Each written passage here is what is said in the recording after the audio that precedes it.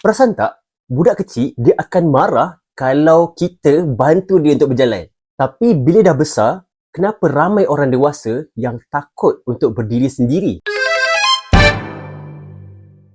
Zakbar membawakan pemerhatian psikologi perkembangan yang sangat tajam. Sewaktu kecil, fitrah asal manusia adalah mahu berdikari. Bila belajar meniarap, merangkak atau bertatih, kanak-kanak suka buat sendiri. Malah, mereka tak suka pun kalau didorong atau dibantu oleh orang dewasa. Tapi soalan Zakbar, apa yang dah berlaku kepada kita apabila kita dah dewasa sampai sanggup bergantung kepada orang lain?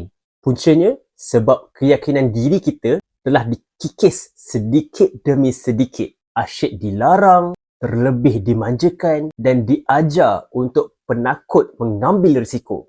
Akhirnya sifat berdikari asal itu lumpuh. Lalu lahirlah dewasa yang tiada cita-cita. Untuk kembali maju, kita kena unlearn ketakutan dewasa dan kembalikan kepada fitrah kanak-kanak yang berani berdikari. Minda merdeka mula dari membaca, bukan setakat di akal tapi sampai ke jiwa. Like, komen, share dan follow untuk video seterusnya.